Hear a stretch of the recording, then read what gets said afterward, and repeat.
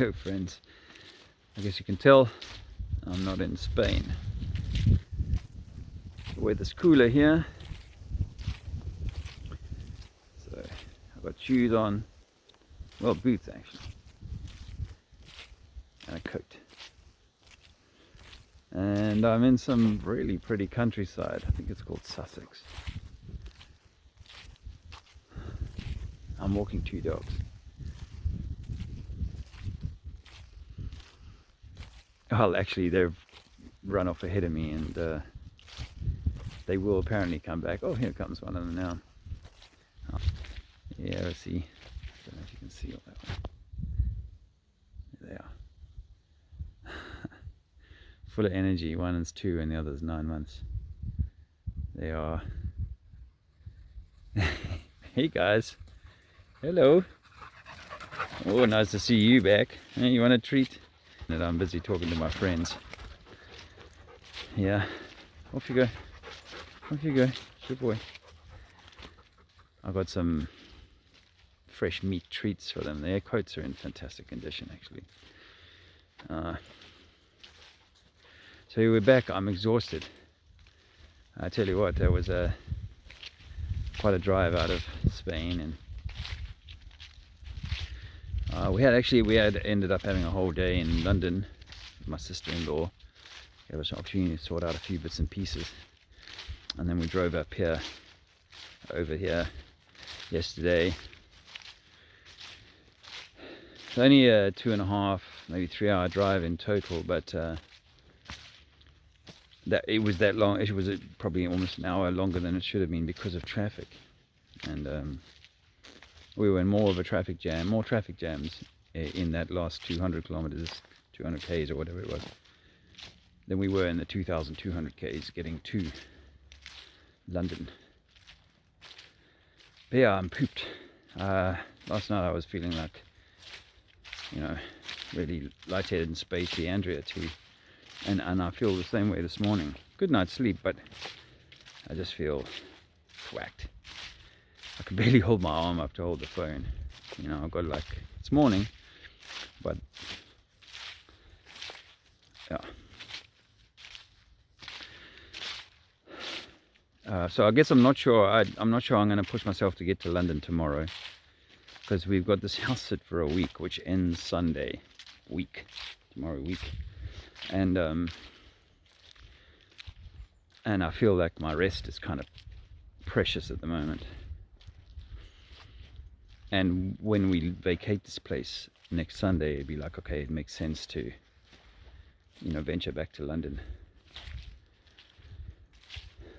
We don't have a place from next Sunday yet, but we'll sort that out in fullness of time. There they go. So what was interesting about meeting this couple yesterday, they're middle class, sent their boys to private school.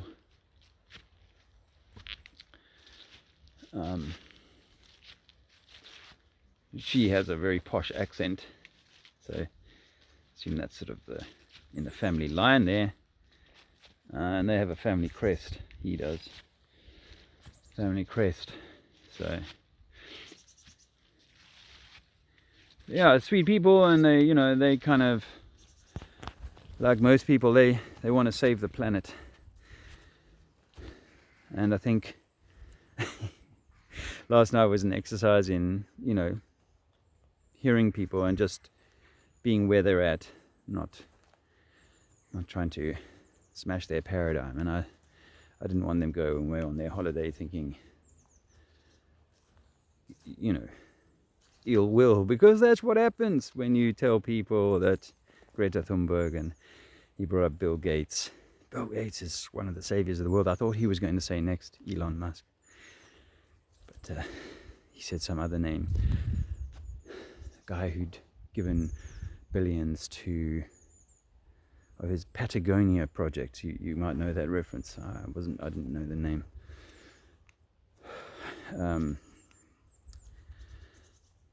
Yeah. And this guy, he works in anaerobic waste recycling. So taking organic food, or growing organic food, believe it or not, in order to put it into like an anaerobic pit with bugs that create gas, including methane. So they can, I've seen this before, small scale, but they, you know, the government has got 500, well, there are some 500 of these in the UK, and local councils are going to be required, those are the local management authorities of the areas, are going to be required to bring all of their biomass, that material that can be turned into gas. He said we wouldn't exist if it wasn't for the government funding it, the taxpayer funding it. So where does that, and he, you know, accepts that it's only, they're only at the moment generating a tiny fraction, but they either then burn the gas to create electricity, or put gas into the we're going to go onto a road here. The dogs are kind of leading me on this walk today. I mean, how stunning is this surrounding? Oh, I do look tired. Stunning surroundings, beautiful, and it's so quiet. This is where they raise their children. How lovely.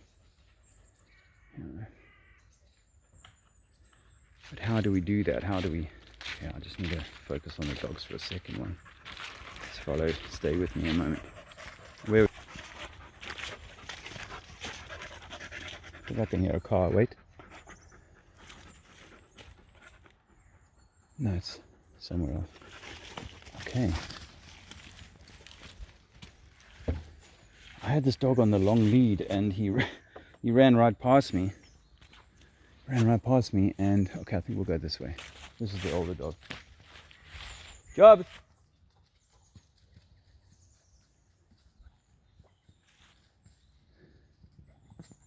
Okay. So anyway, to cut a long story short, the anaerobic production of gas and so on. Yeah, cool. I see that, and you know, it's in the paradigm we live in, possibly a really good solution. Okay, I think we're on track. So yeah, we've got a situation where in this paradigm, you know, everybody is on that sort of, we've got to save the planet mindset, but they're doing it through the aegis of the corporate taking care of things rather than the individual taking care of things. And government will spend acres of coinage on you know, these multi-million, these plants cost between 10 and 20 million pounds to build.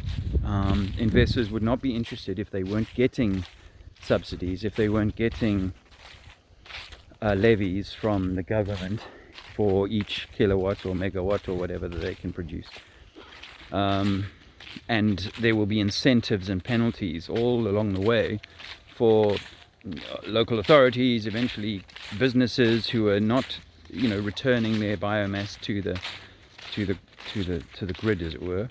And one of the good elements of this also is that at the end of the process there is a sludge, a tar that comes out the back end, and that can be returned to the soil, and is apparently, along with the fiber that's left, can be very nutritious, not as obviously as effective, well, not as effective apparently as the glyphosate industry, but yeah, not as postcard time, huh? That's cool. But yeah, these are big fields here, and these big fields, as I say, they you know, the soil has become depleted by intensive agri, and you know, so you are left with a bit of a a double-edged sword. You know, you need to produce X amount per acre of product, and it also needs to be. Well, you want to stay off pests. I'm sorry, the wind is picking up. You want to stay off the pests. You want to compete in the market. You want to make sure that the supermarkets are going to buy your product or take your product because it meets certain preset standards, etc., etc. And gosh, when you are farming on this scale, you know, it's not just one man and his donkey, eh? It all lends itself or leads towards more corporatization. And you know, the lady at the table last night, she was like, oh, I don't like the idea of communism and so on and so forth. But I was thinking, you know, this is actually a form of corporate communism, because there is this sort of, well, this is how we do it. This is how the eggs, apparently the chickens, they got a few chickens, can't even allow them out and about because there's a avian or bird or chicken flu or some such thing, you know. Just one story after another with all of this. And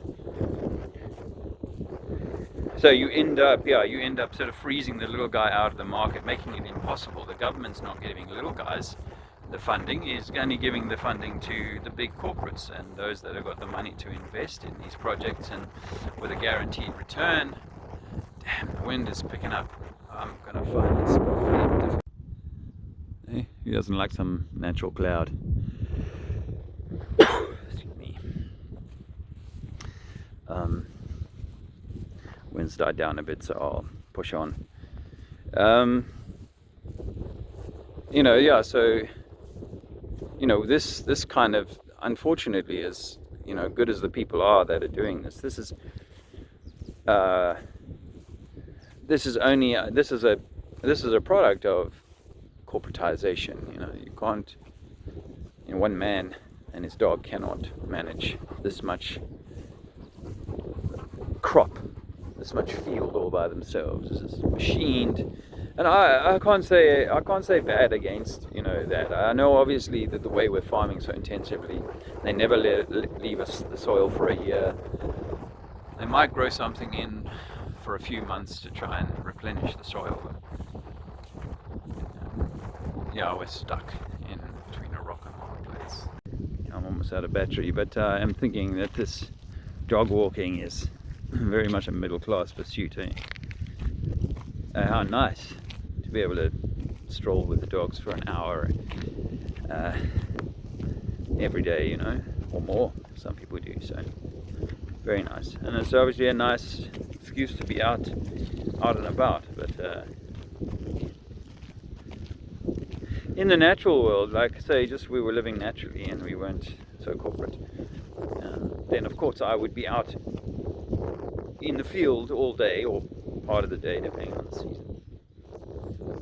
And the dogs would be playing around with me, and that would be their outing, you know. That would be same with my boy, you know. His playtime would be in the field,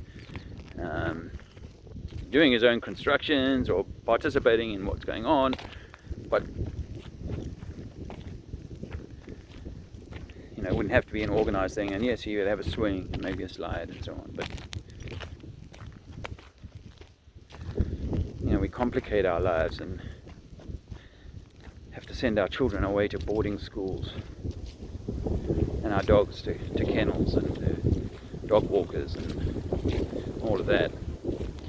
Anyway, I'm getting drowned out by the wind once more, so I'll pause on this until I've got some battery and I've found my way back to the house, because at the moment we're still walking out. I haven't yet seen us dogleg back. These guys are leading the walk. So it's a dog's life, not a God's life, but it should be a God's life. Are we not really the representatives of God here? Usurped by a corporate, our own, we've given it away, you know. And I think whether you can blame the media, you can blame Trump, you know, Boris and Fauci and Greta, but these are all just products of a system in which people are willing to, we hate the Conservative Party and we want, please let the Labour come back in. And I was reflecting to my sister-in-law the other night how we felt the same way about Margaret Thatcher, we felt the same way about Tony Blair, and that was a switch between Conservative, Labour, and then Labour, we hated Labour with Tony Blair eventually, and then a grouse, I think, on Chase. We hated Tony Blair, and then who came, and then we couldn't wait for David Cameron to come in, and then obviously, and then what we've had over the last few years. Anyway, I mean, what we've had, and people are in it, so they're buying Greta. They're wanting solutions in line with the way that we live, rather than we have to choose to do it less through the aegis of the corporate system. But don't we all just love going down the supermarket, or nowadays clicking a few buttons and the food arrives at the door? That is such a seduction. The video died, or the battery died.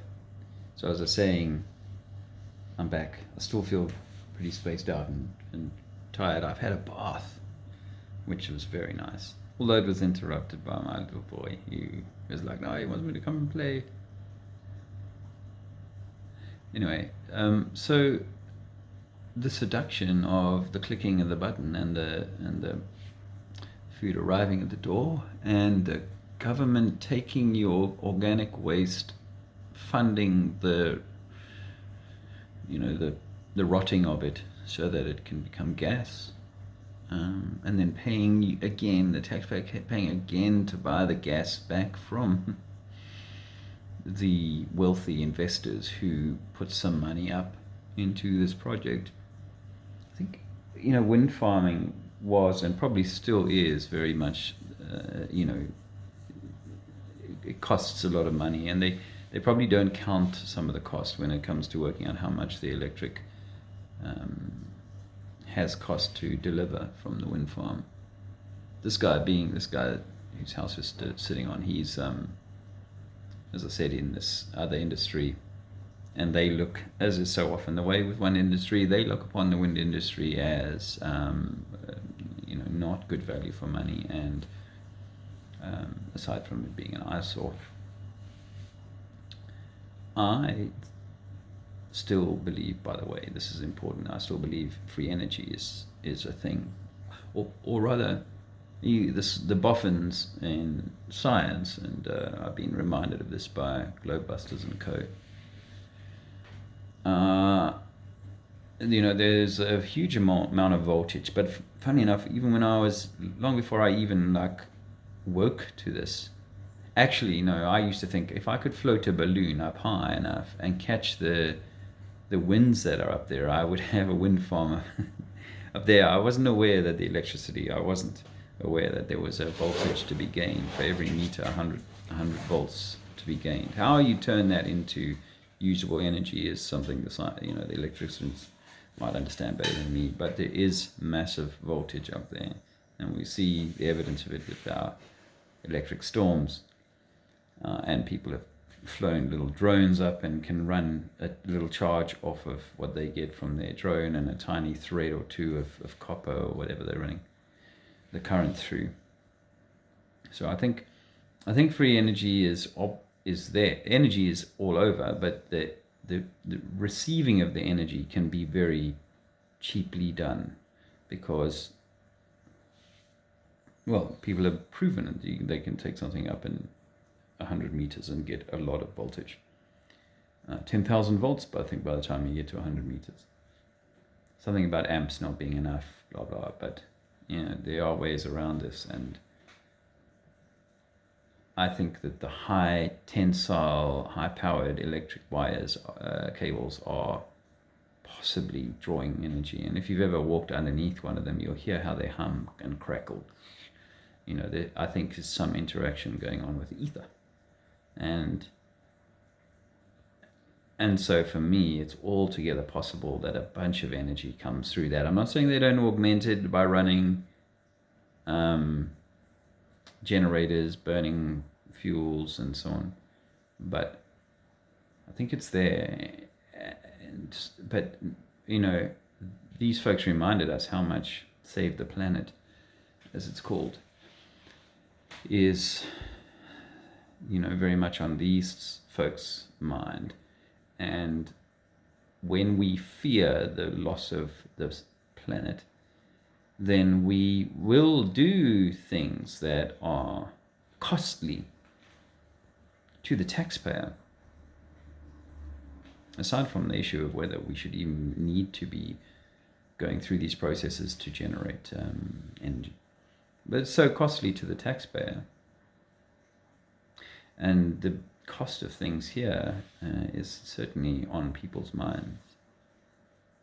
The amount of fear energy or low energy that we feel, it is by design. So I think that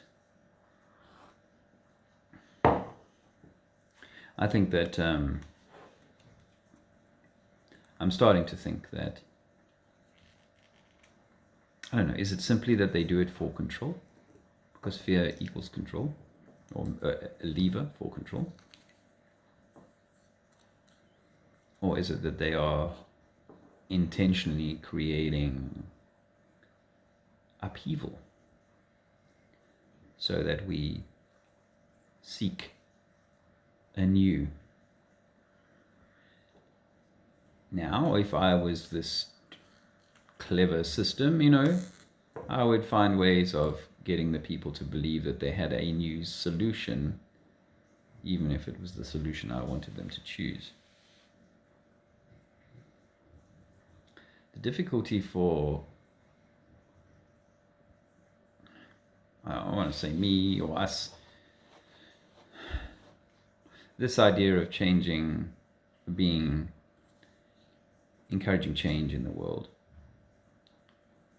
They've got the Greta Thunberg version of how we change and become, how dare you breathe, travel, burn fuels, fossil fuels. That term came up yesterday. I didn't bite. How do we do these things?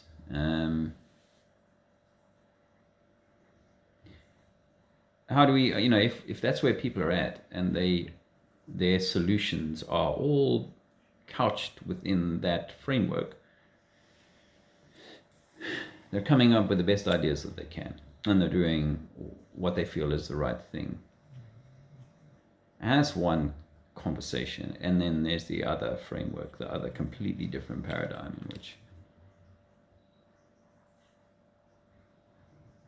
there could be a different way. Imagine if energy was freely available or very cheap to acquire. It would change the nature of the world quite quickly. But it's more important than that, isn't it? It's much more than the energy. It's the soul story. The soul story is, like the inside job. That's the real inside job, the soul story. And to make the world a better place, we do have to change ourselves. We have to change the world outside. I feel exercised to be part of reframing the paradigm, if that's at all possible. If that's at all possible.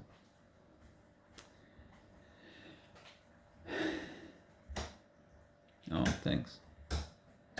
Whoa, hello.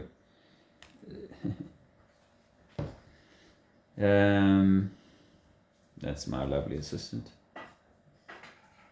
She's just a magic trick with electricity. Yeah, we do. I think I don't want to drag this conversation on too long, and I am grateful if you stayed this long listening to me slowly think these things through. I am a little slow today, mentally and physically. But I feel like talking, and that's a good thing. I haven't been in that frame of mind for some time. Situations that you're in, challenges of life, these are the things that, the energy, I suppose, the meta energy and the internal energy. And so when it comes to that, there is the meta and the internal, and I can't divorce one from the other. We are all. And so we can't just become the perfect being and just go and zen out in, where are we, Sussex? Suffolk. We're in Suffolk. At the moment, these things don't matter to me. I just have a place to drive to. I go there, and anyway, I think I'm not going to be. I don't feel like I'm going to be recommending people are just doing the inner work. Equally, I'm not recommending that we're just doing the outer work, which is to find a sovereign. What is the outer work? There is outer work to be done. I feel like we start within, maybe. I know most of people I know started without. It's like the world out there must change. The world is wrong. It's misleading us and so on. All true. All true. But when you realize that the majority of the people, our brothers and sisters, are the engine for that system, then you realize that this world won't change while that's how people see the world and where they're from, where they're coming from, where they're at.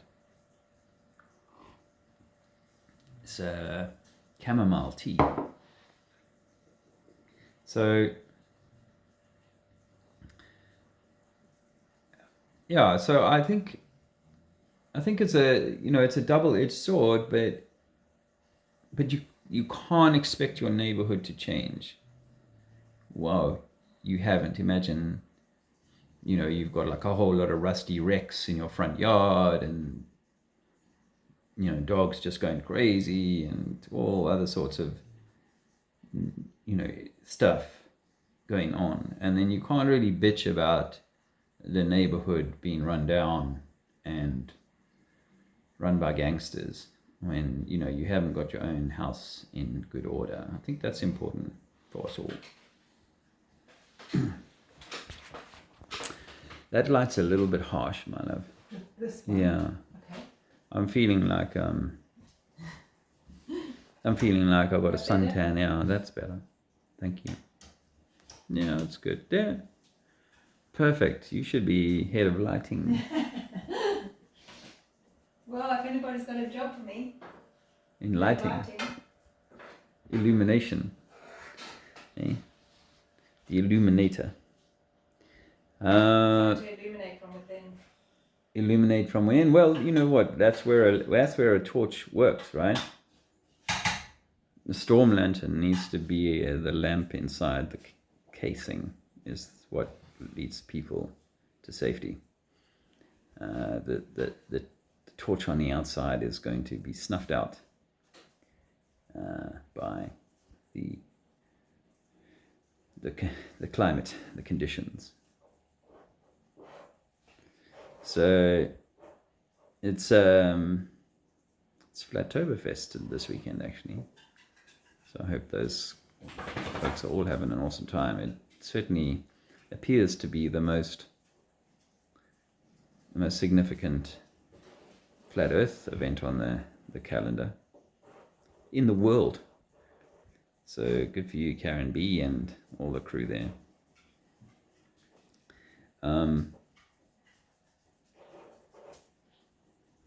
But obviously, I don't think that flat Earth is the kill shot, like Francois Flat Earth Farmer says. It's not the kill shot. It's such an important door. And we were having this conversation actually just the other night with Sterlium's wife, and then again with Nigel's partner on the way out of Spain. Where these, I hope they, ladies, if they hear this, don't mind me saying this, but they're of the, and I've heard many people say this, of the, I'm kind of spiritual in my outlook and myself, and I'm Zen, and I couldn't say that these folks were not. But the certainty that it doesn't matter, the shape of the earth doesn't really matter. It's something that I hear from quite a lot of people, and when someone's presenting you why it doesn't matter to them and so on, you've got to respect that. Even though I continue to feel like pretty much everybody who's ever said that, and then realized, gosh, there's something wrong with it, and it does matter. They've always gone, yeah, I'm so glad I know now. It was a big hurdle for me to step over, and I still feel like if you are of the view of, it doesn't matter where I live and whatever, then you're one of those people in that kind of, I don't look out there. I've been sort of, so I keep it all in here. Let me not look at the horror show and see what's going on out there. I'd rather just keep my own little Zen bubble around me, and so I think, and to be in that Zen bubble is fantastic, but to have checked out of or have become apathetic to the world out there is to forget the maxim of as within, so without, so within, as within, so without. And as without, so within, I think that these work both ways. And, when you are, you're in a village and that there's some bad people doing bad things, and you just try and ignore it, and you just keep meditating and stretching, that darkness eventually becomes the phrase, when evil prospers, when good men do nothing.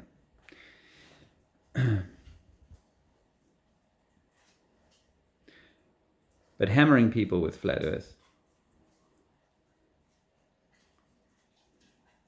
it's so far down the line. Sitting at this table last night with these folks and talking about what they were talking about, I couldn't have even got to 9/11 with them. I couldn't have got to the moon landings.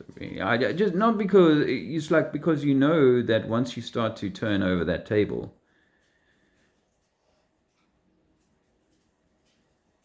they shut off.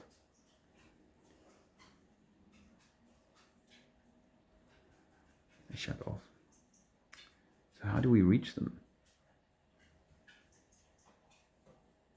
I guess so. If you take the Jesus example, one, Jesus never, so the story goes, Jesus never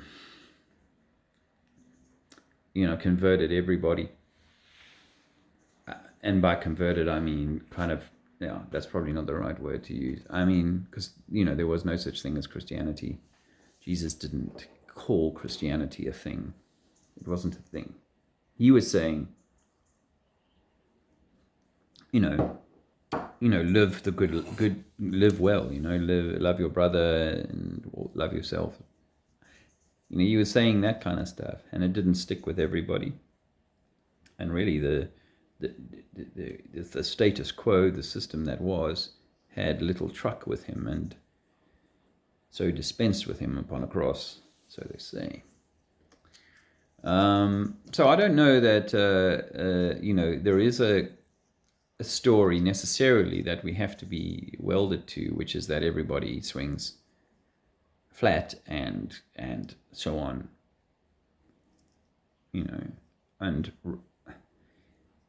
if you think realistically, like if we said the system is so crap, it should end, that we would starve.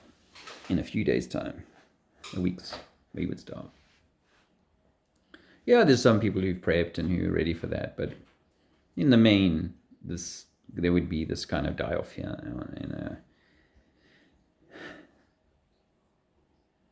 And I don't want to cozy up to this system,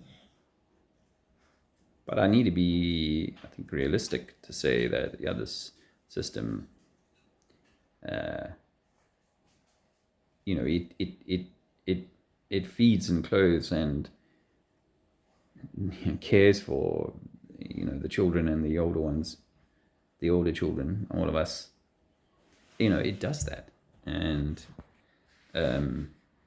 until we start taking our own compost and turning it into gas, or finding ways of extracting free energy, and even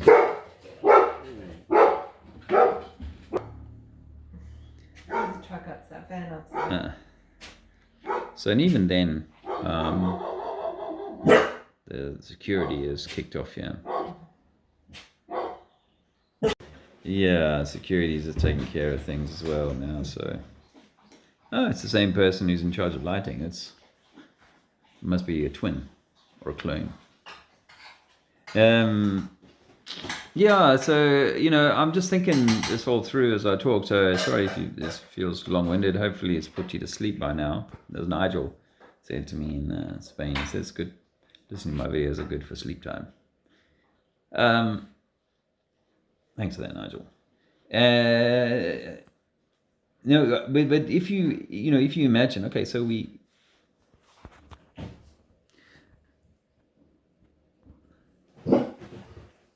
how do you do it? You know, you can't say to people, all right, well, what we're going to do is we're going to free up all the gold and the reserves of the value of the world and the stuff that's been stolen from mankind, and we're going to divvy it all up in an equal way. We're going to change the nature of land ownership so that you cannot acquire vast tons of, what is it?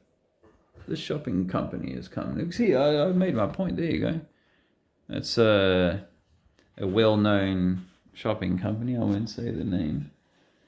Just the last time I said a company name, it was to do with the face nappy thing, and I had the video taken down.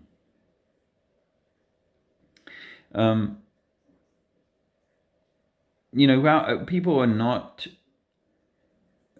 We are not. Okay, so you could give it. You know, you could say, let's give everybody 20 acres of land.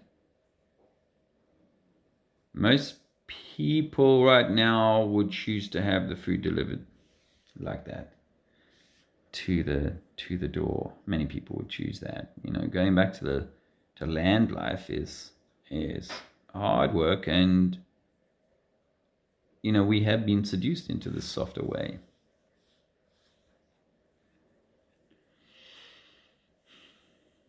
So not everybody, and the system can't go away completely. I would not survive other than by having to pilfer food or go and work on a food farm.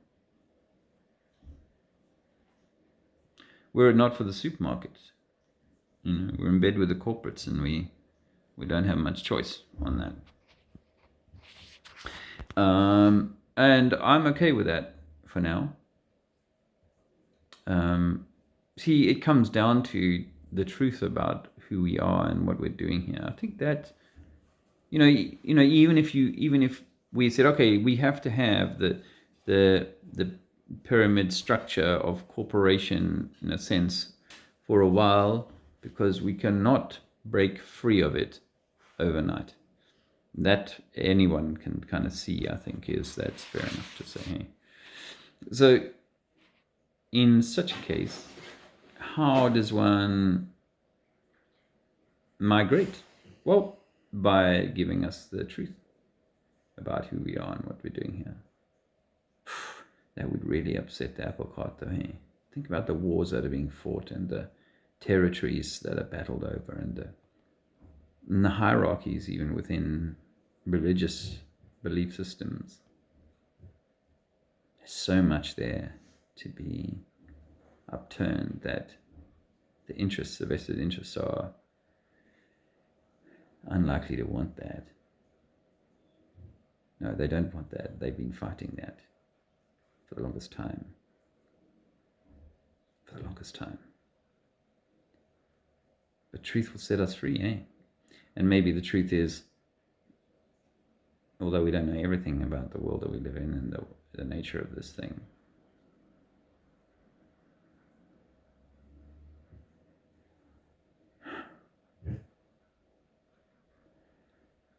but let's be honest, the majority, they want to be going to Mars. They want Star Trek to be real. They want to feel like the kings of the animal kingdom, the Darwin version of what we are, rather than this unique and special, investment by a creator to provide a habitat for itself, to have mortal experiences, highs and lows, hots and colds. Oh, I'm on a course at the moment, actually, which I brought that up the other day, and I think that may not be accepted in that school of thought, that our world is summer and winter, night and day, and that it has, by its very nature, these inherent characteristics that are sometimes brutal in the winter and beautiful and bright in the spring and the summer.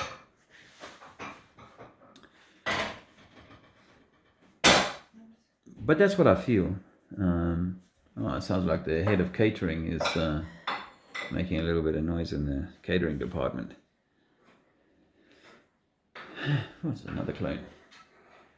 Yeah, so I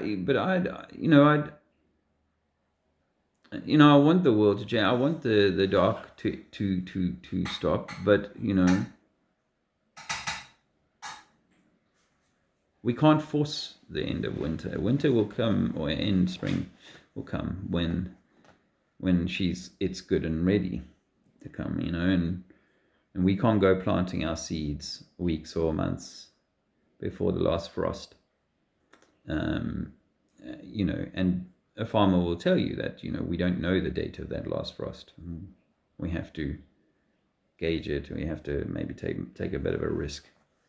And I guess maybe that's where we're at, we're taking a bit of a risk. We're trying to push the thaw away, and in place it with a springtime.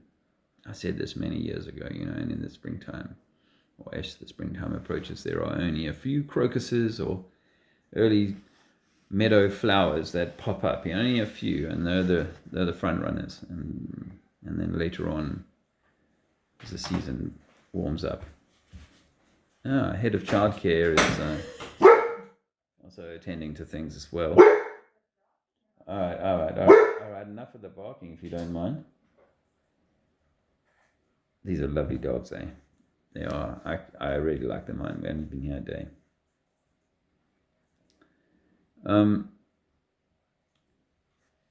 Yeah, where are we going to be? How are we going to position ourselves as those early flowers, if that's what it is?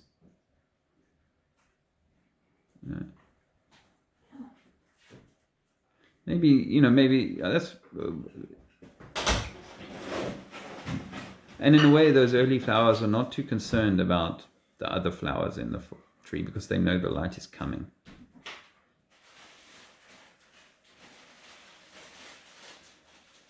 If you think about the majority of people who are listening to this, the majority of people who are in the world are in bed with the system, like it or not, in so many ways.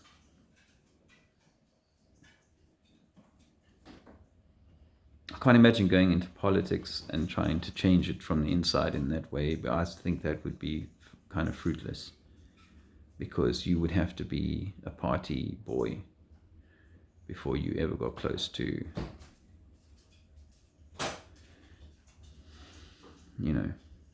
44 days as Prime Minister. Apparently Liz Truss did 44 days, I heard, and she's going to get paid £120,000 for the rest of her life as a pension for her efforts. But I don't think that it's changeable in that way. People are too. It's not the investments, the greater investments are too strong, and maybe see, as the winter ends, then the light of truth shines on these things, and at that time they either morph into something new, still in control, or the people find a new way. But ultimately, super government at the national or international level or whatever is way beyond what it should be in a natural world. Government, your local village, your local community should be pretty much self-governing.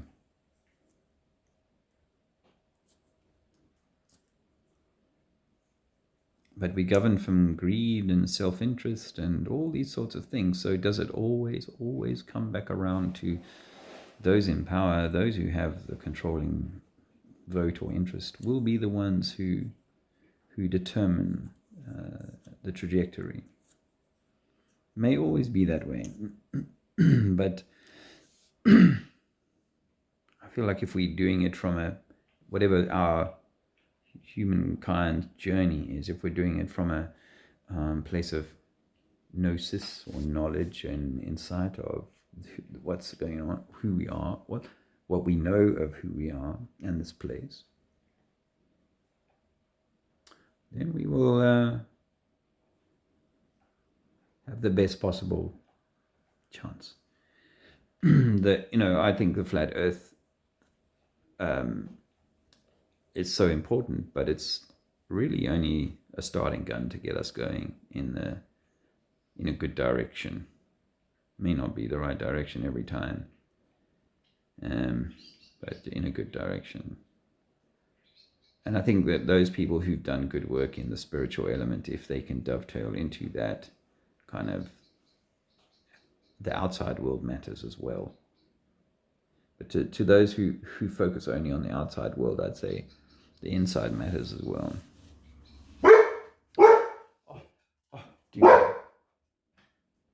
Wow, your security assistant is a little jumpy tonight.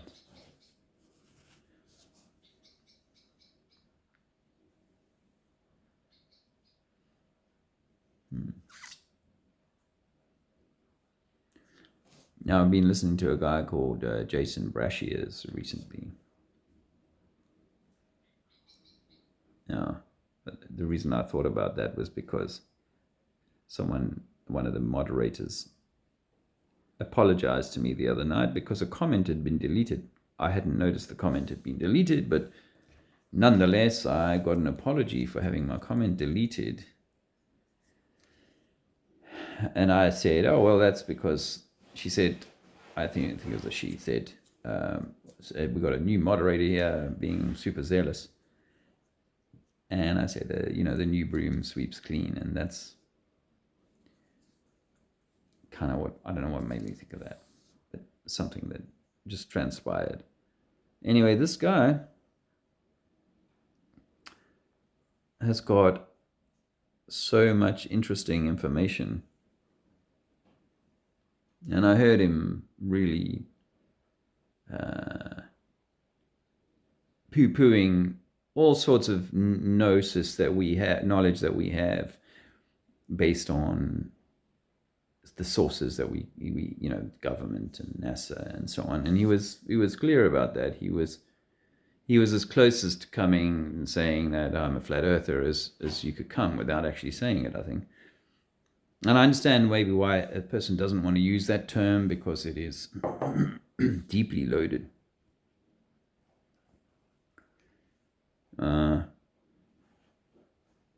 Seems like a military guy to me, actually. I know the story is that he was in prison for a long time. You know, I don't know how I can confirm that one way or another, but having listened to about 10 hours of him talk, I'm more inclined to think that he's a military guy, just from things he's almost said. He catches himself every now and again from saying something that would be too obvious. That's what I think. But the information is really what I'm interested in. And he's got some fantastic stuff that he ties together, and he's been humble enough to acknowledge that, you know, this stuff that he didn't find out about in prison. Regarding flat Earth, or regarding the, you know, those things like nukes and NASA, and then there was that guy I was nearly going to speak to. I was going to do an interview with this guy, David Lapointe. No, that's the other guy, Primafields, David Ewing Jr. And he's this guy who's picked apart Victor. What's his name? Oh, it'll come to me. This Russian professor who has shredded the historical narrative and certain that there's 1,000 years added in. And in the construct, you know, that Europe was actually Islamic, or spoke Arabic, you know, hundreds of years ago, and that there was no German people, there were no French people, French-speaking people, even 150 years ago.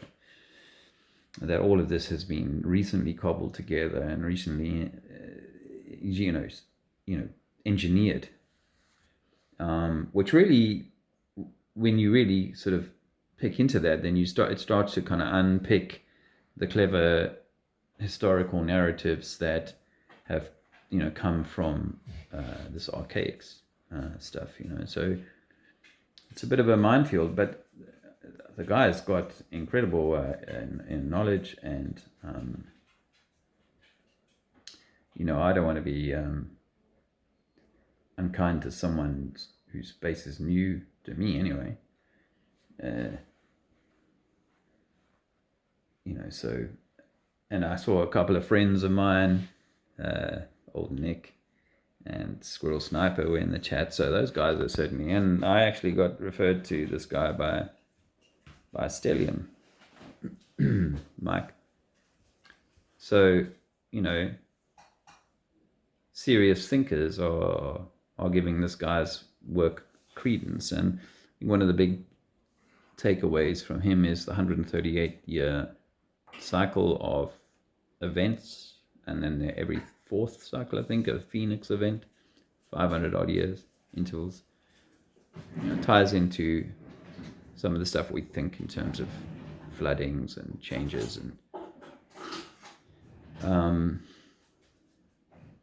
and then also I don't know quite, haven't really had enough time to kind of get my head around this simulacrum thing that he talks about. I don't know if it's simulation ideas in some way, but anyway, that's just some babble from me anyway. I guess I haven't chatted to the channel in this way for a while, and I haven't really had the steam for it, so it's nice to be able to just throw something down. Those of you who wanted to listen this long, then nice. I'm unlikely to go to Speaker's Corner tomorrow. I'm not going to Speaker's Corner tomorrow. I'm going to rest. I am truly tired. And I also feel like I've got to mature the message that I'm giving, you know, because I'm playing into the angry camp card, you know. I love, I don't love, I know that the term flat Earth is so triggering, but it can also stimulate people to do something, you know. That's why I've been happy to use it, because like all I want them to do is go home and talk about it at the dinner table, talk about it in the pub, talk about it with their pals. Go, I spoke to this guy about that, and it's crazy, but at least they're talking about it.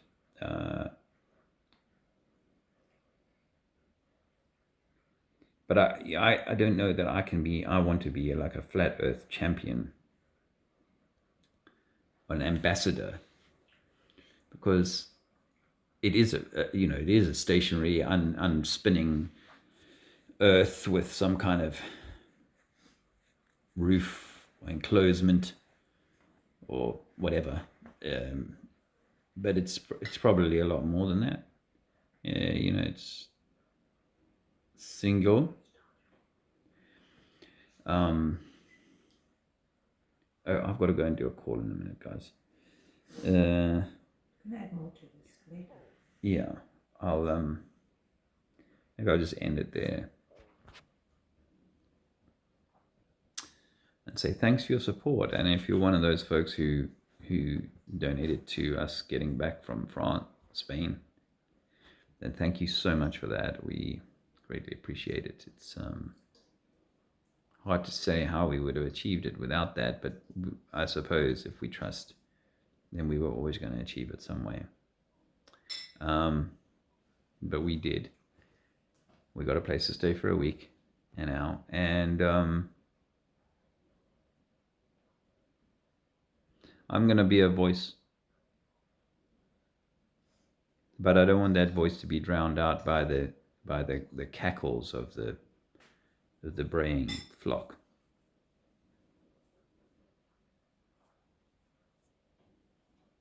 You know, flat earthers are smart, but you know, to end up being like a fringe loon section of the whatever, you know, is not good for them, us,